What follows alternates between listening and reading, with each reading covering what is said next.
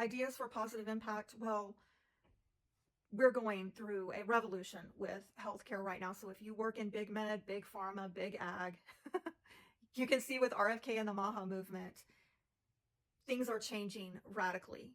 My advice is to shift up and shift out of the old paradigm, because I think by the time we finish this transit in 2043, most people will look back on this timeline as one where we address the sick care industry. People will look back on the conventional healthcare model as modern day quackery.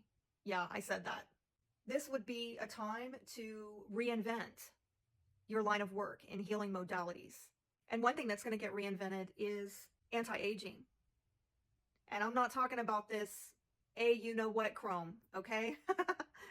I'm talking about like stem cells technology. I'm talking about people learning how to do biohacking, things like that, to disrupt or unwind the aging process. The people that are going to survive and thrive through these coming changes are those who are forming networks of people who are unified with a value system towards self-sufficiency. Think the Amish. That's just an example. And that group of people, they really set things in motion in 2024.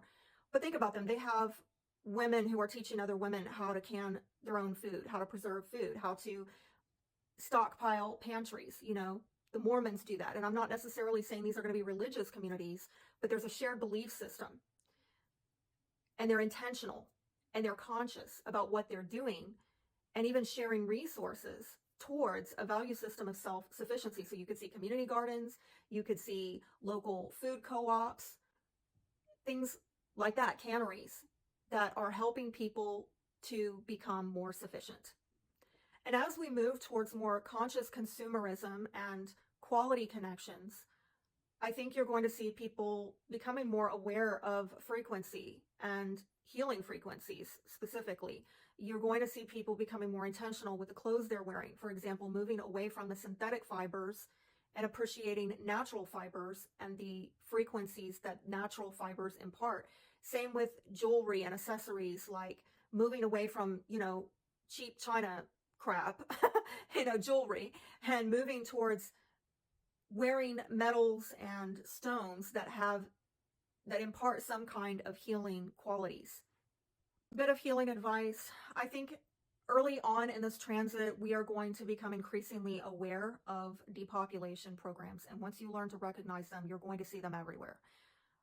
And I do believe that most immediately, people are going to have to recognize the drop in fertility rates and the increased mortality rates since 2020. And start looking at rebuilding families and understanding the value of children. We're going to move away from this preaching about how expensive children are to actually how necessary it is to have children and to leave a legacy, not just for oneself, but for humanity. Do you think you're going to see a reversal of people being afraid to have kids towards being afraid not to have kids? Generational wealth, generational legacy is something I think people are going to become a lot more mindful of.